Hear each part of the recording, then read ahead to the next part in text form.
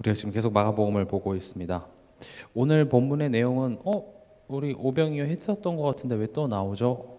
그렇게 생각할 수 있습니다. 우리가 이 본문을 보면 예수님이 얼마나 그 많은 무리들을 이렇게 먹이셨는지 알 수 있습니다. 마가복음 6장에 오병이어 사건이 있었고, 또 어쨌든 예수님이 계속 가르치니까 많은 무리들이 모였고, 지금처럼 점심 먹고 다시 모일게요 해서 각자 뭐 해결할 수 있는 것들이 없었죠. 그래서 그냥 여기 보면 3일 동안 예수님을 계속 따라다녔는데 먹을 것이 없으니까 그냥 굶었어요. 그리고 집에 가는 길 3일 동안 굶었으니까 지금까지 온 길이 3일이라면 또 돌아가는 길이 이제 3일이니까요. 그래서 예수님은 공생의 기간 동안 참 이렇게 많이 먹이셨습니다. 이것을 우리가 하나 알 수 있는 것이 예수님은 우리의 부족함을 채우십니다. 기억하시기 바랍니다. 예수님은 우리의 부족함을 채우십니다. 우리가 너무 수준 높은 복음을 듣다 보니까 때론 우리의 그런 부족함들을 하나님이 모르실 거라고 생각하지만 아닙니다. 하나님은 우리의 부족함을 채우십니다. 아픈 병자는 그 병을 치료해 주시고요.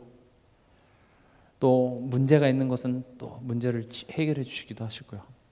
하나님께서는 우리의 부족함을 채워 주십니다. 근데 이제 단순히 그 배고픈 사람들을 먹이는 것에서 끝나는 것이 아니라 오늘 예수님께서는 이 사건을 통하여서 특히 오늘 이 본문은 이제 제자들에게 전달하고자 하는 메시지가 분명히 드러난 구절입니다. 그래서 오늘의 말씀의 제목은 예수님의 시선과 나의 시선입니다. 첫 번째로요, 예수님의 시선입니다. 예수님의 시선은요, 굶주린 사람들에게 있었습니다.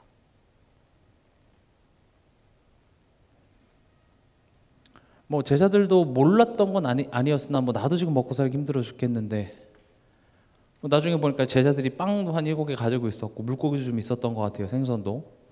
근데 다른 사람들이 굶어 이렇게 힘들어하고 있는 그런 현실들을 알긴 알았지만 예수님만큼 그걸 안타까워하지 않았던 것 같습니다.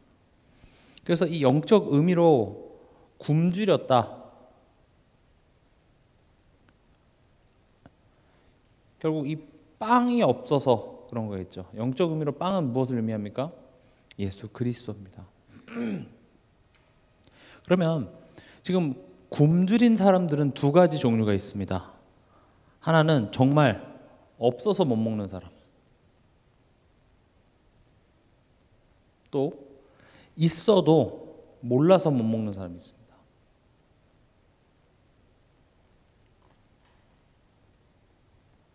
없어서 못 먹는 자를 우린 불신자라고 부릅니다. 그리고 있지만 그게 빵인지 몰라서, 있어도 몰라서 못 먹는 신자들이 있습니다. 그러니까 복음이 없어서 고통 중에 있는 자들,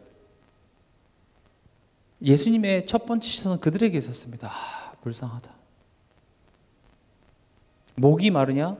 내가 주는 물을 마시면 영원히 목이 마르지 않아. 빵은 또 먹어도 또 배고프고 또 배고프지만 생명의 떡이신 예수 그리스도를 먹으면 영원히 배고프지 않은 그 떡을 먹으면 될 텐데, 그것을 알지 못해서 고통 중에 있는, 복음이 없어, 다시 말하면 예수 그리스도의 이 빵이 없어서 못 먹는 자들에게 예수님의 시선이 있었고요. 또 두 번째, 예수님의 시선은 어디 있었습니까? 복음 안에 있지만 평안이 없어요. 복음 안에 있지만 기쁨이 없습니다. 정말 내가 얼마나 큰 축복 안에 들어와 있는 것을 우리가 깨닫지 못해서, 먹지 못해서 영적으로 굶주려 있는 하나님의 자녀들 또한 있습니다. 우리의 모습이죠, 사실은. 우리가 성경을 보면 광야를 걸어가는 이스라엘 백성들보다 복받은 사람이 누가 있겠습니까? 근데 이스라엘 백성들이 현실을 봤을 때는 굉장히 비참한 것 같이 보이죠. 왜냐? 애굽에 있었을 때는 고기 국물이라도 좀 먹었고, 그리고 이렇게 내일 어떤 일이 벌어질지에 대하여서 예측이 되니까 불안함은 없었잖아요. 그러니까 이제 매일 불평하는 거예요. 근데 주변에서 봤을 때는 이스라엘만큼 행복한 사람은 없었죠. 하나님이 보호하세요. 밤에는 귀뚜라미나 린나이 보일러보다 더 짱짱한 불기둥으로 따뜻하게 데워주시고, 또 낮에는 구름 기둥으로 에어컨보다 더 시원하죠. 특히 이렇게 사막 지역이나 이렇게 그런 그 중동 지방은 되게 건조합니다. 그래서 그늘에만 싹 들어가도 굉장히 시원해요. 그래서 태양을 싹 가려주니까 얼마나 시원해요. 그리고 40년을 광야를 다녀도 신발이나 옷이 헤어지지가 않았대요. 도대체 그 뭐 나일론으로 옷을 지었을까요? 아무리 합성으로 질긴 걸 한다 해도 40년은 못 버텨야 됩니다. 특히 신발 같은 경우, 양말 같은 경우 요즘에 이제 양말이 잘 나오는데 저도 기억이 납니다. 어렸을 때 양말에 구멍이 이렇게 뻥뻥뻥 나서요. 꼭 양말이 아침에 이렇게 신을 게 없어서 구멍 난 거 신어야 되겠다 하고 신으면 꼭 그날 신발 벗을 일이 생겨요. 난처합니다. 꼭 그 식당을 가도 신발 벗는 그런 데 가고요. 뭐 이런 적도 뭐 제 이야기는 아니지만 어떤 분이 이제 초상집에 갔는데 하필 구멍이 나가지고 그래서 거기 있는 사람들이 막 웃음을 참았다 뭐 이런 이야기도 있는데, 지금처럼 이렇게 기술이 좋아진 시대에도 양말, 신발 떨어집니다. 근데 하나님이 그렇게 보호해 오셨습니다. 얼마나 지금 큰 축복 안에 있는지 몰라요. 예수님의 시선은요, 지금 이 굶주린 사람들에게 있는 겁니다. 이 굶주린 사람들 했을 때 불신자만 얘기하는 것이 아니라 나에게도 지금 예수님의 시선이 있는 겁니다. 오늘 여러분들이 점검하셨으면 좋겠습니다. 예수님의 시선은 어디 있고 또 나의 시선은 어디 있는지. 지금 예수님의 시선은 예수가 없는, 예수가 결핍되어 있는, 하나님이 결핍되어져 있는 인간들에게 예수님의 시선이 있었습니다. 그런데 나의 시선은 지금 어디에 있을까요? 우리의 시선은 분명히 이런 결핍에 있을 것입니다. 대부분 이 결핍이 사단의 거짓말인 경우가 많죠. 여러분들이 세상을 볼 때 여러분들은 무엇이 결핍이라고 생각하십니까? 오늘 또 대통령이 탄핵이 됐죠. 여러분들은 그 사건을 보면서 이거 뭐 좌파건 우파건 뭐 때문에 그런다고 생각하십니까? 민주당의 문제입니까? 빨간색이 문제입니까? 파란색이 문제입니까? 뭐가 문제죠? 우리가 그 세상을 볼 때 복음 없구나라고 봐줘야 돼요. 대통령 문제입니까? 그럼 대통령 바뀌면 세상이 좋아질까요? 어떤 정권이 들어서면 세상이 좋아질까요? 물론 나아질 수는 있겠으나 사실 지금 그 문제가 아닙니다. 또 세상을 볼 때, 우리 사람을 볼 때 여러분 어떻습니까? 여러분들 무엇을 보고 계십니까? 또 내 자신을 볼 때 영원한 생명의 떡이신 예수 그리스도의 결핍의 문제로 보여져야 예수만이 길이 되는구나 이렇게 됩니다. 내 자녀를 보면서도 예수가 필요한 문제라고 보여져야 예수를 말하게 됩니다. 예수라고 이야기한다고 해서 예수가 되는 게 아니라, 다시 말하면 답이다라고 이야기해서 그 답이 와닿는 게 아니라 무슨 문제인지를 알아야 그 답이 답 역할을 해요. 그래서 성경은 끊임없이 죄에 대해서 이야기를 합니다. 성경에 구약시대 때 이스라엘 백성들에게 율법을 준 이유 자체가 그겁니다. 율법을 통하여서 너는 죄인이야, 정결의식을 지키라고 했죠. 그 말은 씻김 받으면 된다가 아니라 너는 씻음이 필요한 더러운 자다라는 것을 계속 알게 해주는 겁니다. 한 번 물로 씻어서 될 것 같으면 끝이 나야 되는데 매번 씻어야 되죠. 그 말은 뭡니까? 그런 의식을 지키는 것들은 우리를 영원히 씻지 못하는 거예요. 그래서 그 영원한 정결 의식, 정결하게 하실 그분이 오셨는데 그분이 누구예요? 그분이 그리스도예요. 그 그리스도를 기다리라고 우리에게 율법을 주신 것입니다. 그래서 우리는 자꾸 무엇이 문제인지, 무엇이 진짜 지금 근본 문제인지를 우리 삶 속에서도 계속 인지하는 것이 중요합니다. 내 자신에게 있어서도 무엇이 문제인지를 알아야 돼요. 뭐가 문제인지 모르면 자꾸 다른 것 찌르고 있다니까요. 우리 가정 안에서 일어나는 문제들, 부부간의 문제, 또 자녀의 문제, 경제 문제, 가만히 보면 뭐가 문제인지를 알아야 돼요. 근데 대부분 세상이 문제고 사람이 문제이기 전에 지금 내 안에 있는 것들부터 꼭 점검하시기 바랍니다. 다 나 때문이다 이 말이 아닙니다. 나 때문에 이렇게 됐다는 차원이 아니라 무엇이 문제인지를 정확히 알아야 예수가 내 인생의 해답이 됩니다. 여러분에게 예수가 정말 해답이 되십니까? 오늘 하루 삶 속에서도 여러분이 그래 예수만이 해답이구나. 예수만이 세상의 해답이구나. 이 고백이 나오셨습니까? 아니면 오늘 그 탄핵되어지는 그 뉴스를 보면서 어떤 사람들은 환호를 외치는 사람도 있었고 또 어떤 사람들은 고개를 젓는 두 부류의 사람은 아니죠. 여러분들은 그걸 보면서 그래 예수가 필요한 문제구나. 이 대한민국에 이 그리스도의 생명이 빛이 비춰져야 되는 문제구나 라고 여러분 고백이 되셨습니까? 아마 그렇게 되지 않으실 겁니다. TV를 보면서도 뉴스를 보면서도 그래 돈 벌어야지. 돈에 대하여서 확신이 생기지 예수가 필요한 문제다. 이렇게 잘 안 됐을 겁니다. 그게 우리의 현실입니다. 예수님은 그런 나의 모습에 예수님의 시선이 있었고 그것을 채우시길 원합니다. 예수님의 두 번째 시선은 제자들에게 있었습니다. 어떤 제자죠? 있어도 몰라서 못 먹는 거예요. 내가 얼마나 지금 축복받은 사람인지, 내가 누군지, 나와 함께 하시는 하나님이 어떤 분이신지 모르는 겁니다. 이 제자들은 누구라고 얘기할 수 있습니까? 신자 또는 나입니다.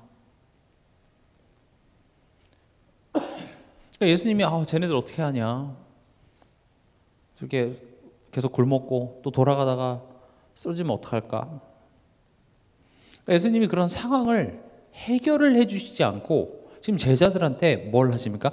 생각하게 하십니다. 꼭 기억하시기 바랍니다. 급하다면 하나님은 먼저 해결부터 해주십니다. 급하다면. 근데 대부분의 경우는 하나님이 어떤 문제를 해결하기보다 우리로 하여금 생각부터 하게 하세요.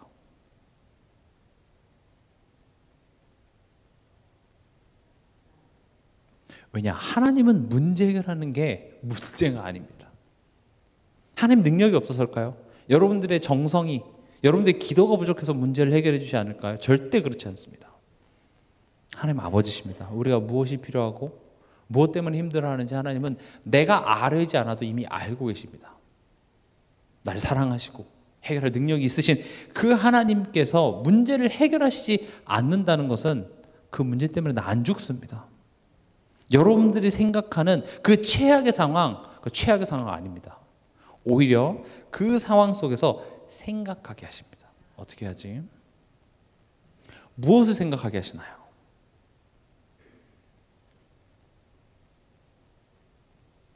첫 번째로 신분입니다. 신분, 우리의 신분은 뭐죠? 하나님의 자녀입니다.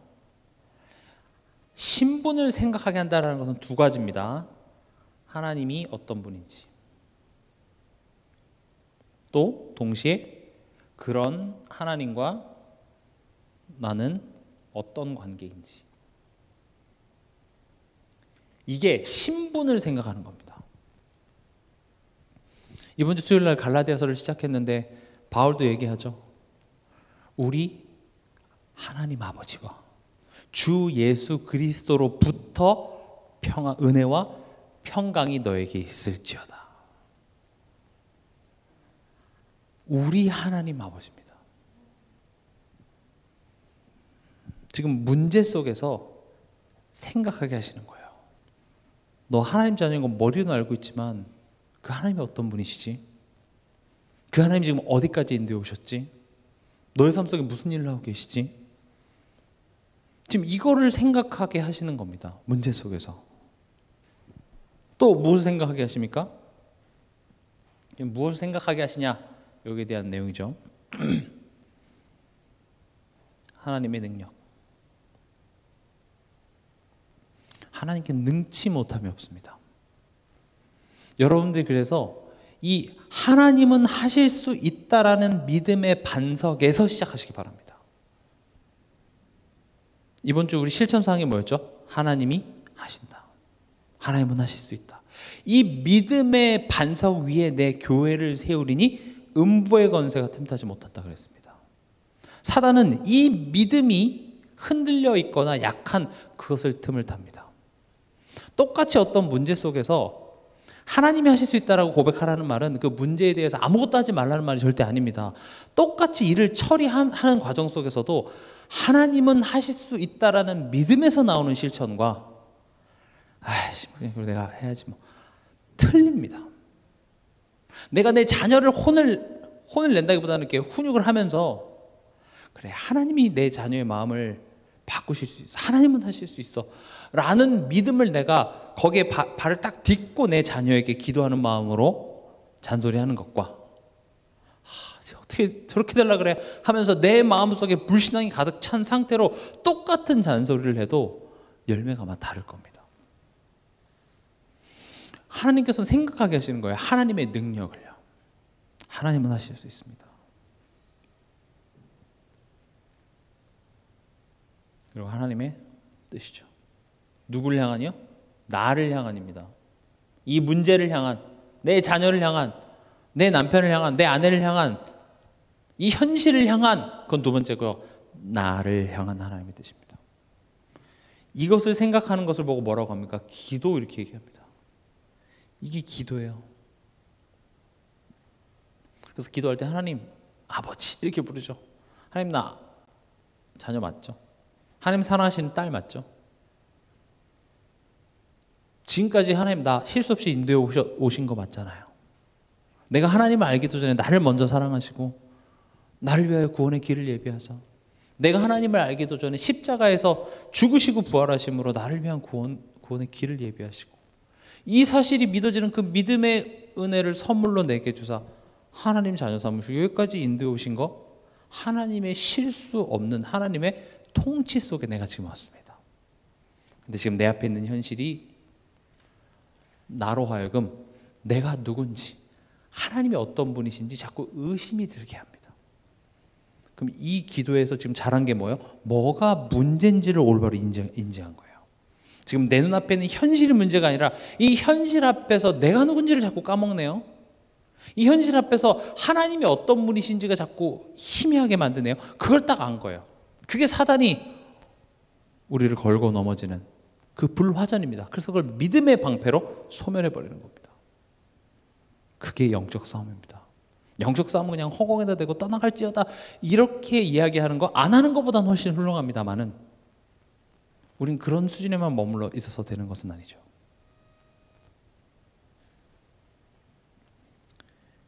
그렇게 했을 때 제자들의 질문, 제자들이 이제 질문하죠. 뭐라고 질문합니까? 4절에 제자들이 대답하되 이 광야 어디서 떡을 얻어 이 사람들로 배부르게 할 수 있으리까? 어디서 떡을 얻습니까? 또 얻는다 해도 이것으로 배부르게 할 수 있습니까?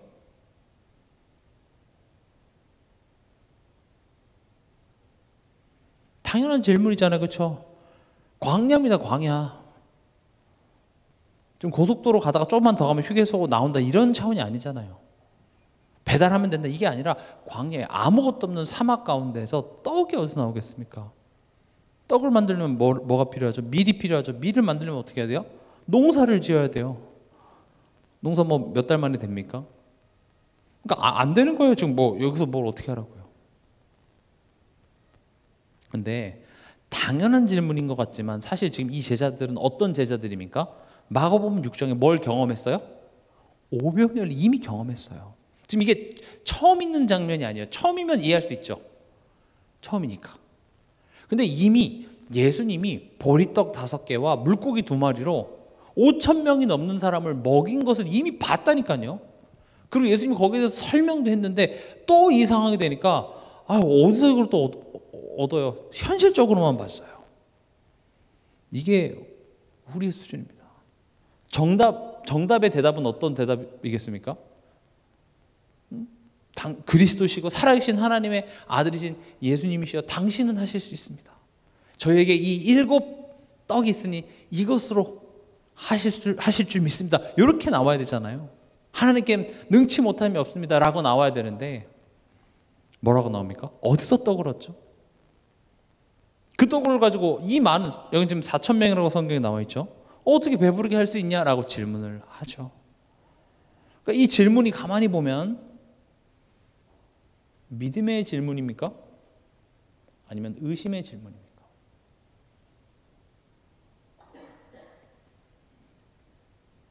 우리도 자꾸 이거 내 자신에게 점검해 보세요. 우리 삶 속에서 내가 하는 이야기들, 내가 하는 고백들, 내가 하는 생각들이 과연 이게 믿음의 뿌리를 둔 열매인지, 불신앙, 다시 여기 의심은 뭐죠? 누구에 대한 의심이에요?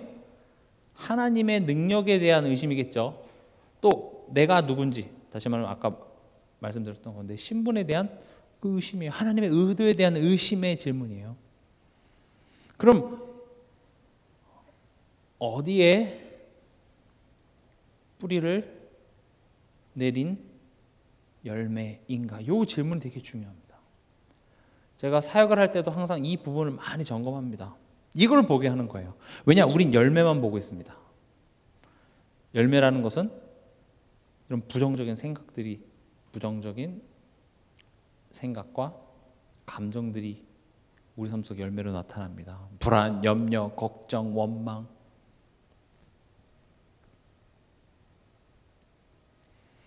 그러니까 이 열매들이 부정적이라는 건 알고, 그래서 너 때문에, 어떤 상황 때문에 이렇게 됐다라고 이야기를 하지만 성경에서는요, 결국 이 부정적인 감정과 생각은 어디서부터 나오냐? 이 두려움에서부터 나옵니다. 여러분들이 가지고 있는 모든 부정적인 생각은 두려움에서 시작이 됩니다. 막 화를 많이 내는 사람도 사실 두려운 거예요. 염려도 두려워서 그렇습니다. 원망도 두려워서 그렇습니다. 안 될 것 같거든요. 근데 성경은요, 이 두려움이라는 감정이 언제 처음 찾아옵니까? 아담이 하나님을 떠날 때. 어려운 내용이 아닙니다. 어린 아이가 부모를 떠나면 찾아오는 감정이 뭐예요? 두려운 거죠. 내가 혼자 어떻게 살지? 당연한 감정입니다. 결국 이 두려움은 뭡니까? 죄가 뭐예요? 하나님 불신앙하는 거예요. 하나님과의 관계가 깨진 이 죄라는 뿌리에서부터 두려움이 파생되고, 이 두려움의 열매가 뭐예요? 부정적인 생각입니다. 이게 영적으로 보는 거예요. 근데 오늘 너 때문에 내가 화나, 이 상황 때문에 염려가 돼라고 우린 이야기를 하고 있지만, 물론 그 상황도 어느 정도 영향을 줬겠죠. 근데 그 상황이 나를 두렵게 하는 것처럼 보이지만 실제로는 하나님을 믿지 못한 문제입니다. 그래서 우리는 돈이 없어 힘든 게 아니라 하나님이 믿어지지 않아서 힘든 겁니다. 사람 때문에 힘든 것이 아니라 하나님의 능력이 의심돼서 우리는 힘든 겁니다. 그래서 우리가 주일날 또 이렇게 금요일, 수요일 예배에 와서 하나님이 어떤 분이신지, 하나님의 능력을 다시 한번 확인할 때 그때 두려움이 떠나갑니다. 성경은 이렇게 이야기하고 있습니다. 온전한 사랑이 두려움을 내쫓나니. 하나님이 나를 사랑하신다, 요 얘기 들을 때 두려움이 떠나갑니다. 두려움이 떠나가는 증거로 부정적인 나의 생각과 감정이 사라지는 거죠. 뿌리를 뽑으니까요. 이해가 되십니까? 그러니까 뭐가 점검이 돼야 되냐? 지금 내가 어디에 뿌리를 내리고 있는지는 잘 확인이 안 돼요. 근데 내 삶 속에 지금 드러나는 열매들은 우리가 확인이 자꾸 되거든요. 근데 내가 그 상황 속에 내가 지금 화를 내고 있네 이렇게 되지 않고 그냥 화 속에 들어가 있어요. 화가 나는 거예요. 그냥 염려를 하고 있고 누군가를 원망을 하고 있지, 잠깐만 내가 지금 원망을 하고 있잖아가 잘 안 된다고요. 그럴 힘도 없어요. 그냥 그 속에 팍 파묻혀서요, 너가 나 이렇게 힘들게 하니까 네 죽고 나 죽고 하자, 이렇게 싸움밖에 안 되지 해결이 되질 않아요. 심지어 거기 계속 있다가 그 문제가 해결되면 이런 것들이 없어질까요? 아닙니다. 애초에 하나님 믿지 못한 것에서부터 뿌리가 내려져서 나온 열매이기 때문에 또 다른 것들이 나를 힘들게 할 거예요. 이 문제만 해결되면, 물론 이 문제 때문에 힘들었기 때문에 해결되면 좀 나아질 수 있겠지만, 그럼 우리 인생에 있어서 또 힘들 일 없을까요? 또 있어요. 그 순간엔 그게 전부인 것 같지만 그렇지 않습니다. 그러니까 제자들도 지금 이 상황 속에서 현실만 바라보고 이야기를 하는 거예요. 그래서 예수님께서는 어떻게 하십니까? 이것을 체험할 기회를 주십니다. 우리가 알지만 잘 안 되는 이유가 뭔지 아십니까? 많이 겪어보지 못해서 그렇습니다. 한 번 겪은 것으로 안 되죠. 예수님이 얼마나 많이 보여주셨습니까? 그래서 체험의 기회를 또 허락하시는 겁니다. 그냥 예수님이 지금 제자들한테 질문하고 이렇게 하지 않고 그냥 위장에 음식이 차라 하면 싹 다 차서 배가 안 고프게 만드실 수도 있겠죠. 하나님이 뭘 못하시겠어요. 근데 굳이 저들을 바라보시는 예수님의 마음을 알게 하시고 또 제자들이 이 상황을 통해서 생각하게 하시면서 깨닫게 하시죠. 그리고 예수님이 그 상황 속에서 어떻게 일하시는지를 체험하게 하십니다. 거듭 말씀드립니다. 하나님이 내 삶 속에 일하고 계심을 체험하는 것이 많이 쌓여야 우리의 믿음이 자랍니다. 하나님은 어떻게 일하시냐? 말씀으로 일하십니다. 그래서 우리 삶 속에 말씀이 항상 있어야 됩니다. 특별히 수요일에도 말씀드렸죠. 강단을 통해서 하나님께서 한 주간 동안 하실 일들을 미리 알게 하시기 때문에 그 말씀이 내게 있을 때 하나님이 일하고 계심을 내가 알아차릴 수가 있어요. 여러분들이 강단 말씀을 안 붙잡으면 하나님이 일하시기를 멈추는 게 아니라 계속 일하고 계십니다. 물론 좋은 일이 있을 때는 하나님이 일하고 계신다 고백되지만 때로는 우리가 이해할 수 없는 방식으로, 왜냐 우리는 잘하는 것보다 치유받아야 될 게 더 많기 때문에, 고쳐야 될 게 더 많기 때문에 아프게 다가오는 순간들이 있어요. 그런 상황 속에 우리는 얼마든지 흔들릴 수 있으나 하나님께서 그래서 미리 알게 하시는 겁니다. 두려워하지 마. 바울한테도 얘기했죠. 바울아 두려워하지 마. 네가 가이사 앞에 서야 하겠고. 바울은 그거 알았어요. 그러니까 어려움과 환난, 예루살렘으로 돌아가면 핍박받을 거야, 가지 마세요 하는데 그게 하나님의 일하신다라는 것을, 일하시는 방법이라는 것을 바울은 알았기 때문에 핍박 속으로 들어갔다니까요. 그게 우리가 가능한 일이겠습니까? 안 되죠. 다시 말하면 말씀이 있었기에, 때로는 말씀이 없으면 내 수준대로밖에 보질 못해요. 그래서 말씀이 있어야 됩니다. 강단 메시지가 기억 안 나신다고요? 그래서 하나님께서는 유튜브라는 회사를 허락하셨습니다. 얼마나 좋습니까? 보세요. 옛날 사람들이 그거 봤으면 와 타임머신이다 이랬을 겁니다. 그 주일날 그 11시 시간으로 되돌아가서 그걸 다시 볼 수 있다는 거 엄청난 축복입니다. 다시 보세요. 또 보세요. 분명히 하나님이 지금 내 삶 속에서 무슨 일을 하시는지 보여지지가 않는다면, 실천사항이 뭐였죠 이번 주? 하나님 일하신다 고백하라는 거잖아요. 그럼 해보신 사람들은 한편으로는 그런 생각 듭니다. 이게 뭐가 일하시는 거야? 뭐가 일하시는 거지? 궁금하죠? 말씀 보세요. 기가 막히게 하나님께서는 미리 알게 하십니다. 그게 체험이 되잖아요. 그럼 그때 이제 우리 믿음이 이제 회복이 되는 거죠. 하나님이 일하시는구나. 그래서 지금 이런 상황 속에서도 이런 질문 안 합니다. 어디서 떡을 삽니까?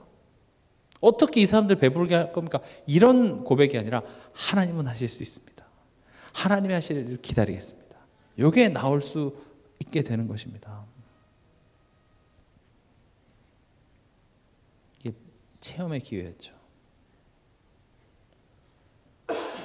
예수님 뭐라고 말씀하십니까? 너희에게 떡 몇 개나 있느냐? 물어보시죠.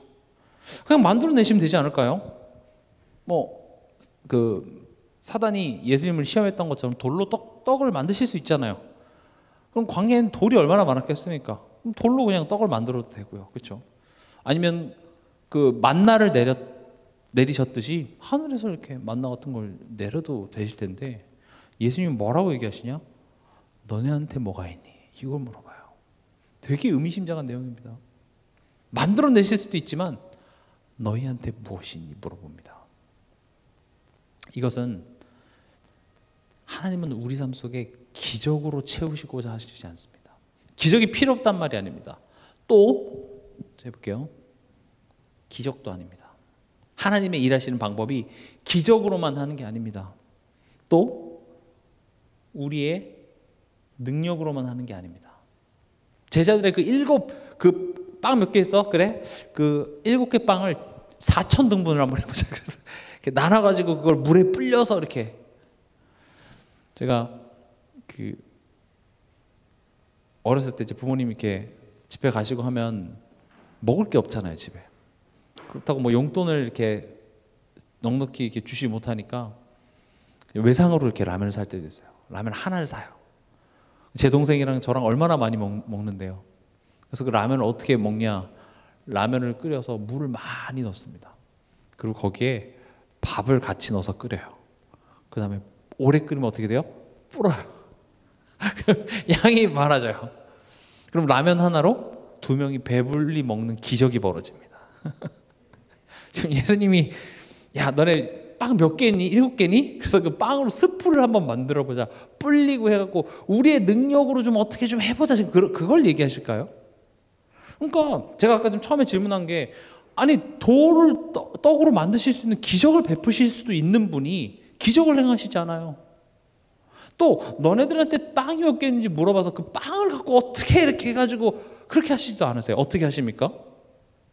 하나님의 방법은요 증인입니다.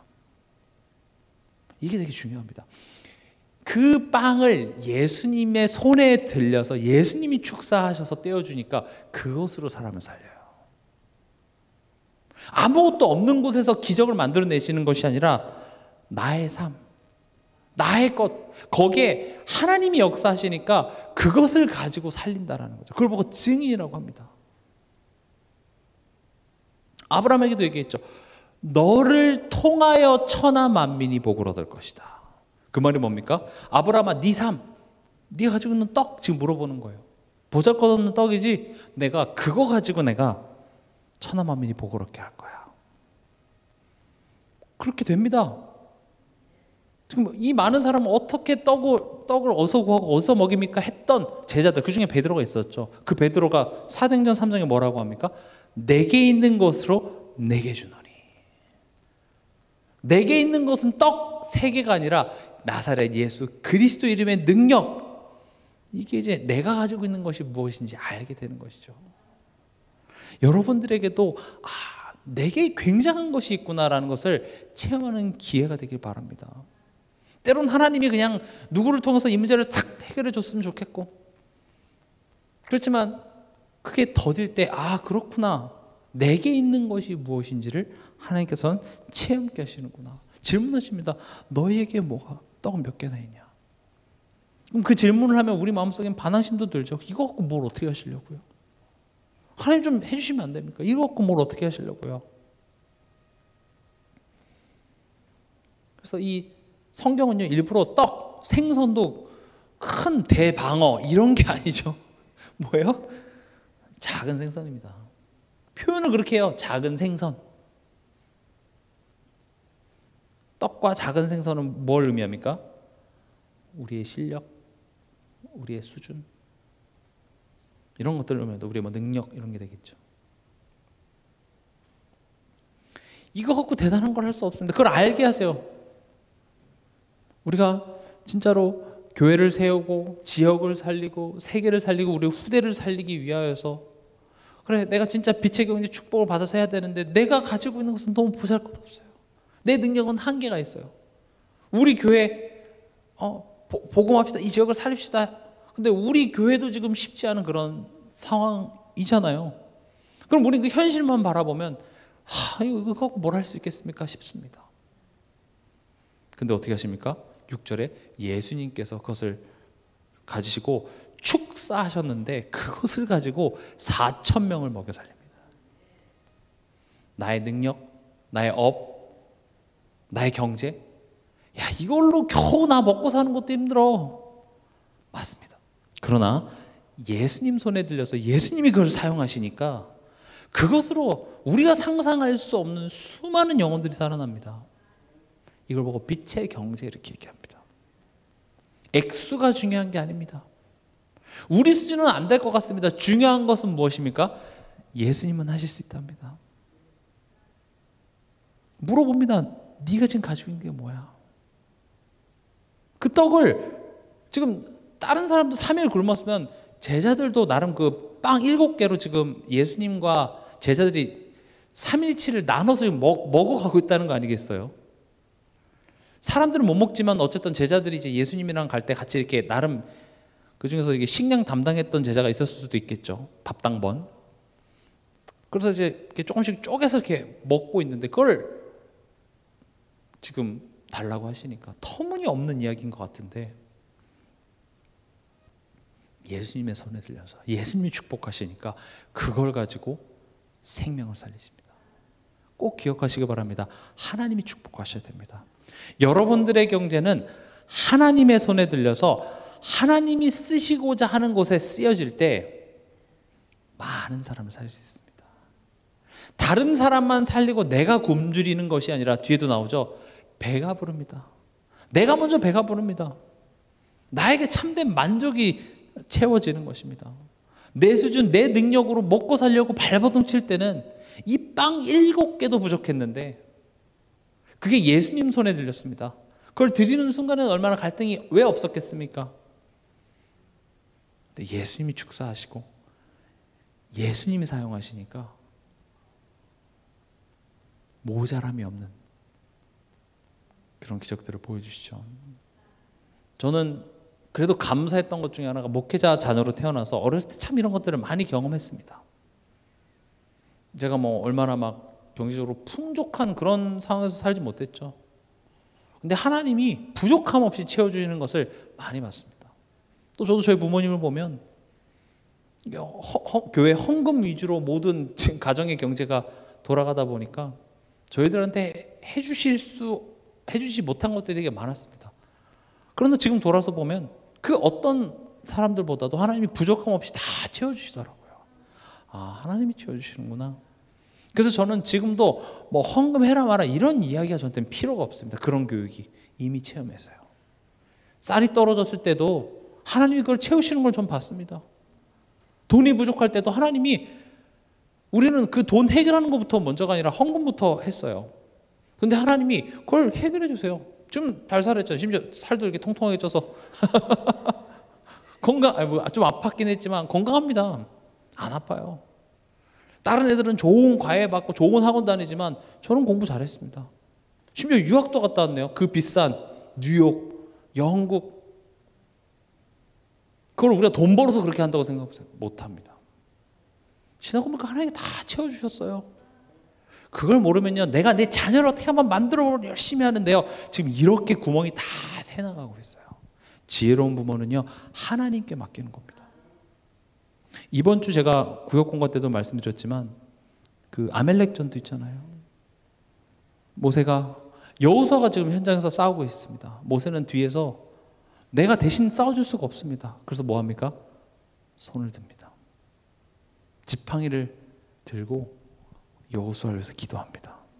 우리가 우리 자녀를 위해서 할 수 있는 거예요. 하나님이 싸우신다라는 그 믿음의 손을 내가 들 때 그 역사가 지금 그처럼 어렸을 때야 내가 자녀와 24시간 함께 할 수 있지만 점점 커가면 커갈수록 내가 자녀의 일거수일투족 어떤 친구랑 놀고 무슨 선택을 하고 그거 내가 다 참여를 못해요. 할 수 있다고 착각하죠. 학원 보내고 뭐 하고 어떤 교육 시키고 하면 내가 내 자녀 되게 잘 만들 수 있을 것 같죠. 사실은 보이지 않는 데서 다 무너지고 있습니다. 그래서 우리가 할 수 있는 건 뭡니까? 하나님이 일하신다라는 그 믿음의 지팡이를 드는 겁니다. 그때 여호수아는 승리했어요. 그리고 돌아온 여호수아한테 뭘 하라고 합니까? 여호와께서 싸우셨다라는 것을 책으로 기록해서 귀에 외워서 들리게 해. 네가 했다고 착각하게 하지 마. 네가 공부 열심히 해서 네가 돈 잘 벌어서 네가 대기업에 들어가고 네가 전문직해서 네가 좋은 대학 가서 연봉 많이 벌어서 네가 돈 벌어서 네가 산다고 생각하지 마. 하나님이 축복하셔야 돼. 네가 알바해서 얼마나 벌 텐데. 돈 벌어도요, 돈은 있다가도 없어집니다. 그렇죠? 뭐 최근에 어떤 국회의원 자살하는 그런 사건도 있는데 굉장히 성공한 사람들입니다. 우리는 감히 명함도 못 내밀 정도로 성공한 사람들이 하루아침에 다 무너집니다. 다 고통 중에 있습니다. 좋은 동네에 사는 사람들은 되게 행복할 것 같죠? 한번 여러분 시간 내서 한번 가보세요. 다 표정이 이렇게 돼서 행복이 없어, 기쁨이 없어. 그런데 근처에 카페나 이렇게 서비스업 하시는 사람들 이렇게 물어보잖아요. 엄청 스트레스 받아요. 또라이들이 많다고. 정신병자들 많습니다. 이상한 사람 진짜 많아요. 티를 안 내지만 다 고통 중에 있습니다. 인간은 하나님이 없으면 불행합니다. 근데 우리는 우리 자녀한테 가장 안 좋은 것들을 내가 지금 자꾸 심어주고 있다니까요. 잘못된 가치관을 심어주고 있어요. 그래서 모세한테 얘기하는 겁니다. 영적 부모인 모세에게, 여호수아한테 하나님이 싸우신다고 책에 기록해서 외워들려. 하나님이 하셔야 됩니다. 네가 해서 되는 게 아닙니다. 하나님이 해서 해야 돼. 그 말은 공부할 필요도 없고 돈도 벌 필요도 없고 직장 가지 말라는 말이 아닙니다.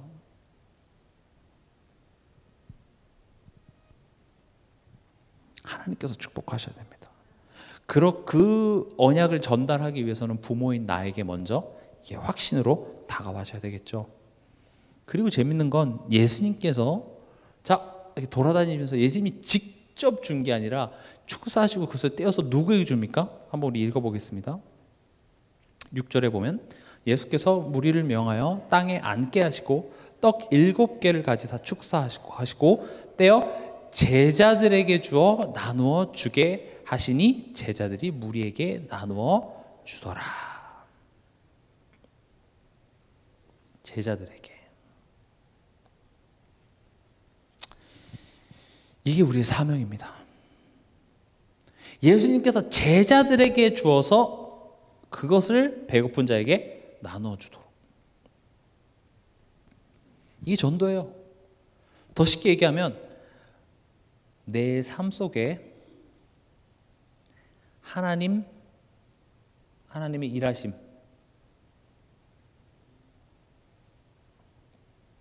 이것을 내게 먼저 주는 겁니다. 하나님의 일하시는 것을.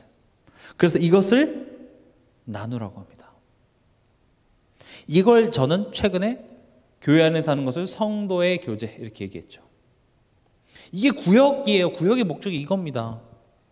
나눠주래요. 예수님이 제자들에게 떡을 축사해서 나눠줘서 나눠줘 했는데 네 하고 내 입에 자꾸 넣어.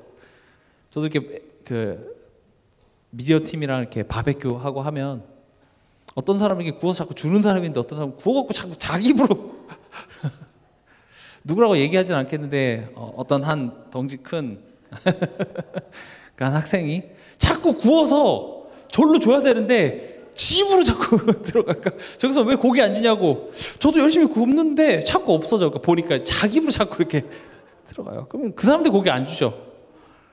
이해되십니까? 지금 하나님이 내 삶 속에 주신 그런 축복, 하나님이 일하시면 자꾸 주시는데 그게 내게서 자꾸 고여 있으니까 주실 이유가 없어요. 안 주겠다는 말이 아니라 나눠주라고 줬는데 그걸 자꾸 내 입으로 가져가면 되겠습니까? 배만 나옵니다. 이해되시죠? 나눠줘야 됩니다. 또 나눠주니까 없어. 왜냐? 내가 받은 게 없는 것 같아. 그러니까 예전에 우리가 포럼하고 했을 때 어떤 사람들은 포럼 되게 힘들어 하시는 분도 계세요. 성격상 그럴 수도 있습니다. 근데 포럼이 힘들었던 이유 중에 하나가 뭐냐? 무슨 말을 해야 될지는 모르겠어. 사실 포럼이라는 것은 이번 한 주간 하나님이 내 삶 속에서 일하신 것들을 체험한 것이 그게 이제 나눠지는 건데 내가 인지를 못해요. 그냥 이번 한 주간 별일 없었는데요. 그러면 하나님이 일하셨지만 나는 그거 전혀 무시하고 살았습니다라는 똑같거든요. 그래서 그게 풍성할 때 그게 나눠지는 겁니다. 아, 이번 한 주간 참 내가 이런 문제가 있었는데 이번 강단 말씀을 통해서 하나님이 이렇게 내게 해답을 주시더라. 그럼 그걸 듣는 사람은 어떻겠습니까? 질투나 이러겠습니까? 아, 하나님 참 감사하다. 아, 진짜 그렇구나. 좀 내가 이번 주 말씀 잘 못 듣고 어떻게 적용해야 될지 모르는 사람들에게는 그 굉장히 해답이 되기도 하겠고요. 그런 나눔들이 있어야 됩니다. 그러니까 어떤 제자들한테는 줬는데 자꾸 나눠줘서 다 나눠줬습니다 하면 뭐 어떻게 하겠어요? 더 많이 주겠죠. 많이 나눠주니까요. 근데 안 나눠주고 있으면 계속 줄 수가 없어요. 그래서 여러분들이 말씀 운동의 사역자로서 또 자꾸 나누는 그 구역에 사역자로서 여러분들 역할을 하는 게 사실은 축복입니다. 그래서 꼭 기도하세요. 또 여러분들 기도하셔야 될 것이 내 가정에 또는 내가 일하는 업장에 내가 말씀 운동을 펼 수 있도록. 그래서 신자들뿐만 아니라 복음 모르는 사람들에게 이것들을 나누어 줄 수 있는 그런 말씀 운동을 허락해 주시옵소서. 꼭 기도하시기 바랍니다. 어떻게 됐습니까? 8절에 보니까 배불리 먹고 남은 조각 7 광주리를 거두었으며.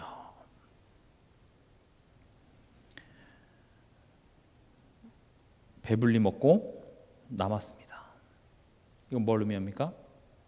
참된 만족입니다.